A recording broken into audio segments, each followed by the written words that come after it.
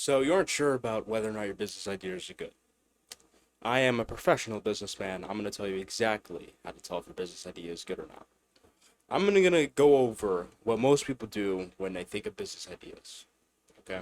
What most people do is they look for some fad or some trend for a business idea and they hop on it. And then they, like, oh, I'm working on my business. I'm working on my website. Look at me. I'm doing so good.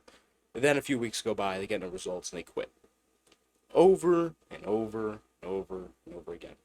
So, rule number one of business ideas is that you do not want to put too much emphasis on it. Just pick something and do it and stick with it. Okay? Preferably something you enjoy, of course, but the truth is any business idea can work. As long as it's not really, really, really stupid, it's going to work. Okay? It can work, excuse me. Think about those hand sign shops where you put your hand out and they read it. There are literally hand sign shops that make millions of dollars off one of the dumbest business ideas of all time. Anything can work. You can literally do anything. So don't get too caught up in the idea. That's the first thing. Second thing, and the more applicable thing to the people who already understand that, realize that you have a potential cap for each business idea. You know, a theoretical potential cap.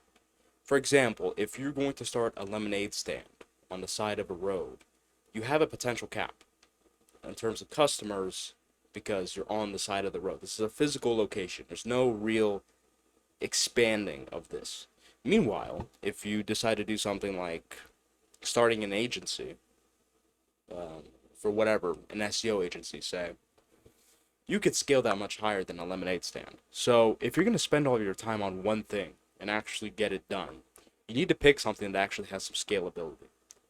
So what I see a lot of people do is they fiddle around with these terrible business ideas. There's someone I remember who suggested to me, like, oh, this business idea is great. There's these screwdrivers on eBay that I sell for $9. I can get them for 5 from China. After shipping and whatnot, I can make like 50 cents each. If I sell a bunch of them, it could work. Do you know how much effort? The issue is you have to think about the effort to potential ratio. The amount of effort it will take to get this scheme going is going to be heavy, including money. Like, you're going to need to buy massive shipments in order to get this done. But even going past that, even when you have all the stuff, you got to spend all this time shipping. You're going to make 50 cents each. You have to sell a bunch of them. I mean, how much can you really sell? Is this really the best business idea to go with? Wouldn't it be better to do something like an agency where you just get 10 clients and you're making over 10K a month? Or even starting a personal brand. I think most people should start a personal brand because they spend all their time doing these, side hustle business ideas like, oh, well, I'm going to start a clothing brand and I'm going to make a bunch of clothes and I don't really like clothing, but, I'm going to make clothing and, we're going to do great, blah, blah, blah. Well, do you have a passion? Yeah, I really like, talking about trains. Trains are my thing. Like Flying Scotsman. I love Flying Scotsman. Blah, blah, blah. Well, why don't you start a business around that? Oh, well, oh, that's a good idea. you know, you look at what you like first. Okay. For example, me, I like talking to a camera. I like talking to an audience. I like sharing my wisdom, my expertise, my absolutely amazing self with you. So that's why I'm doing this. And I'm used to make this mistake. I would start, a bunch of little. I have my business that's already doing well.